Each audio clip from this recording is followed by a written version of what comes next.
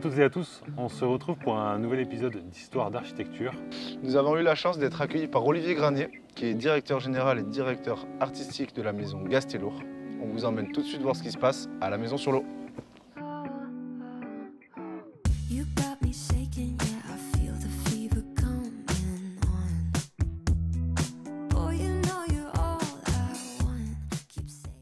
Merci Olivier de nous recevoir dans ce lieu emblématique, donc le domaine de Gastello, Naoum et moi. On a hâte de découvrir les lieux avec toi. Donc Olivier, tu es directeur artistique du domaine. Ouais. Est-ce que tu peux nous expliquer un peu en détail ton rôle ici? Ouais, avec plaisir. Déjà bienvenue, ça nous fait très plaisir de vous recevoir. Alors moi, je suis arrivé sur les lieux depuis le début. Le projet n'était même pas encore créé, on cherchait des belles maisons comme ça pour faire un projet. À la base, c'était pas du tout tout ce projet qui est concrétisé et qui évolue au fil des années, parce qu'on évolue tout le temps, parce que les rencontres, nos idées. Donc moi, à la base, je suis arrivé en tant que directeur artistique, donc pour m'occuper de toute la partie artistique, visuelle, choix des artistes de la boutique, gérer le lieu artistiquement. Après, je suis devenu aussi directeur général, et depuis 4 ans maintenant, je suis le directeur aussi du restaurant.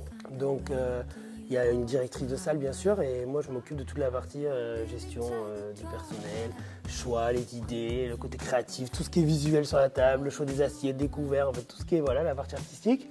Et en plus de toute la partie événementielle du lieu, parce qu'on fait beaucoup d'événements sur Gastello. Il y a beaucoup de choses à faire parce que c'est assez grand, vous allez voir, mais on est très contents. Est-ce que tu peux nous expliquer l'histoire du lieu et du coup le concept qu'a voulu mettre en place le propriétaire ici? Donc c'est une maison qui date de 1401, une partie, une autre du 18e. C'est une maison qui était un peu dans son jus, et on a fait 2 ans et demi de travaux. Donc le propriétaire, Javier de la Rica, a voulu, à la base c'était une maison familiale pour mettre toutes ces antiquités qu'il avait. C'est un passionné d'antiquités, de décoration, et il avait un stock énorme. Il voulait une maison pour rassembler tout, un lieu familial pour sa vie, tout ça, pour se réunir.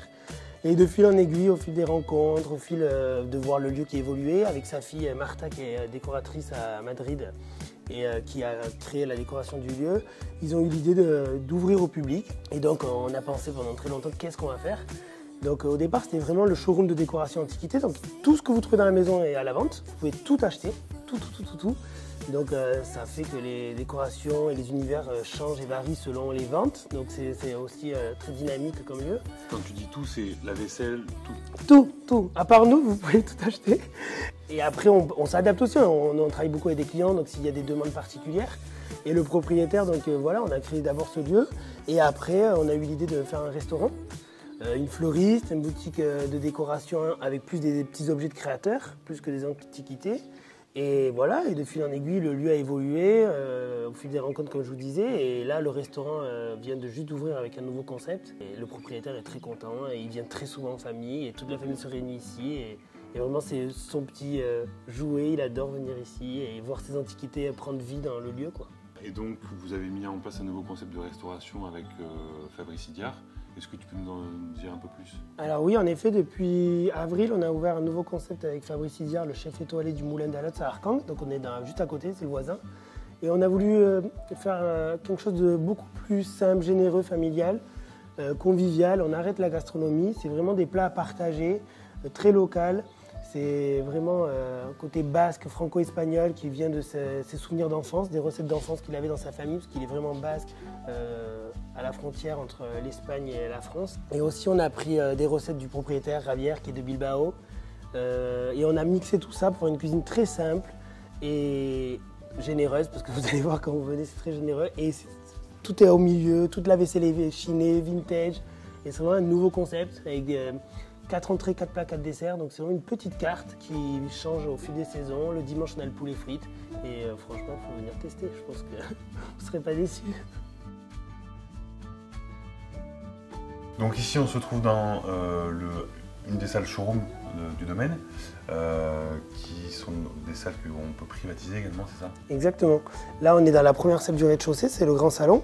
Donc tout ce que vous voyez, comme je vous disais tout à l'heure, c'est à la vente, c'est-à-dire que vous pouvez tout acheter. Donc les décos changent selon les ventes. On a un gros dépôt avec beaucoup d'antiquités, on a tous les étages également. Et cette salle par exemple, quand on fait des événements ou des mariages, c'est aussi le grand salon qui permet de faire le dancing, donc tout est vidé, c'est la piste de danse. Et après on a beaucoup de salons où on peut privatiser pour des séminaires. On a des salles à manger privées où on peut manger jusqu'à 16, une bodega privée. On a des salons pour faire des coachings, des séminaires un peu plus informels. Donc en fait, on a vraiment plein de petites privatisations à faire. Ou le domaine en entier avec la serre, le potager, vous verrez après. Donc là, j'aime beaucoup ce canapé, par exemple. Je peux m'asseoir? Ouais, vas-y, Ouais. je t'en prie. Tu sais qu'ici, il y a une règle, l'essayer, c'est l'acheter. Hein. Ah ben voilà, je suis ravi, merci. Bon, mais merci Olivier pour la présentation de l'intérieur. Je crois qu'il y a un homme qui t'attend au potager. Avec plaisir, je vais le rejoindre. Merci.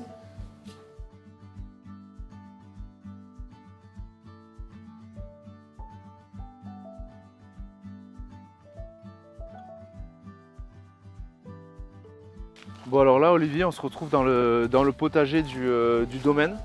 Est-ce que tu peux nous parler un peu de tout ce qui se passe sur les 3 hectares de terrain de la bâtisse?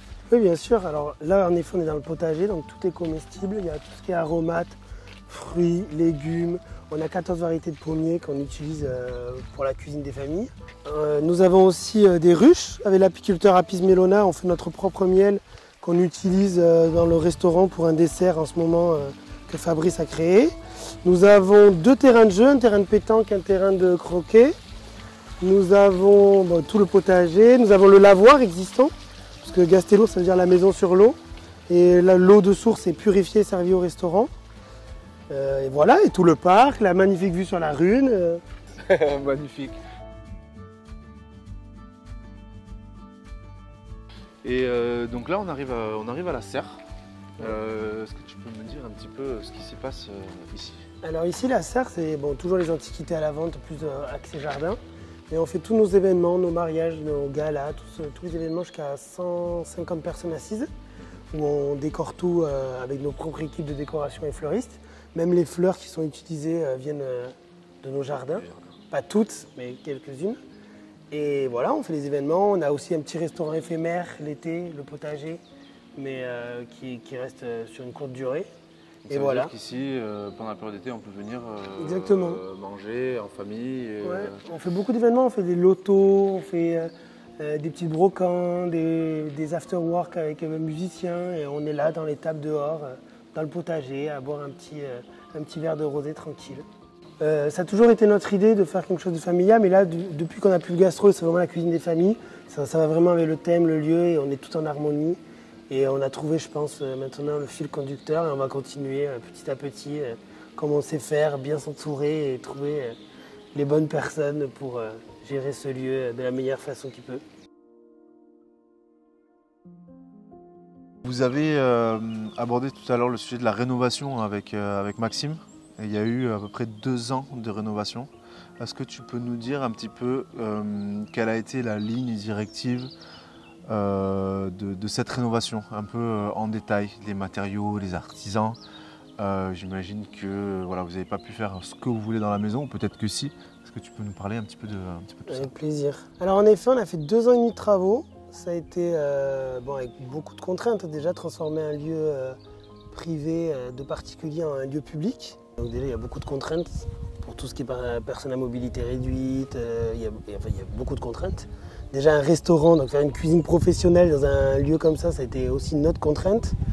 Mais bon, toutes les contraintes, au final, on a réussi à les adapter et à travers ça, garder tout ce qui était matériaux existants. Donc également, on a travaillé beaucoup avec des artisans locaux.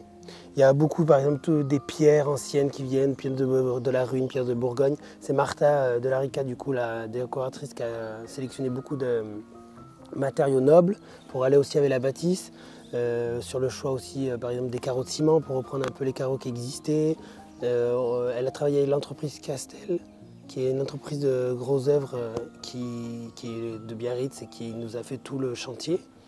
On a travaillé aussi avec des paysagistes, des jardiniers, et on a essayé de faire en sorte que l'esprit de la maison, donc l'esprit un peu ancien, soit mis en avant, mais qui ait un petit côté moderne et éclectique pour donner un peu vie et aussi pour mettre en avant tous les produits qui sont exposés à la vente et les mettre en valeur. Du coup, ça fait combien de personnes à peu près qui sont intervenues dans la rénovation de cette maison? Alors on a eu beaucoup de personnes, une centaine à peu près, parce qu'il y a tous les corps de métier, que ce soit du métallier, le carreleur, l'électricien, il y a vraiment beaucoup de corps de métier. On a également toute la partie paysagiste avec Olivier Riols qui nous a créé tous les jardins, la partie jardinier avec Elgar, Pierrot qui sont d'Arkang aussi. Et tous les corps de métier sont représentés. Et aussi, il y a eu un gros travail sur la recherche des matériaux, par exemple, de retrouver des poutres anciennes, retrouver des pierres anciennes pour que vraiment ça revit dans la bâtisse et qu'il n'y ait pas une fracture entre le moderne et le trop ancien, tout en restant, comme je te disais tout à l'heure, éclectique, parce que c'est le choix de Martha, la décoratrice, et c'est aussi son style de décoration, et voilà. Merci beaucoup Olivier de nous avoir accueillis ici à Gastelour. C'était vraiment super sympa de découvrir ce lieu avec toi. Et compte sur nous pour venir te voir bientôt en équipe et en famille. Ça m'a fait super plaisir. Et vous revenez quand vous voulez, vous êtes les bienvenus. C'est la famille, c'est la maison, donc quand vous voulez, avec grand plaisir. Merci les gars. En tout cas, merci, à bientôt. Salut.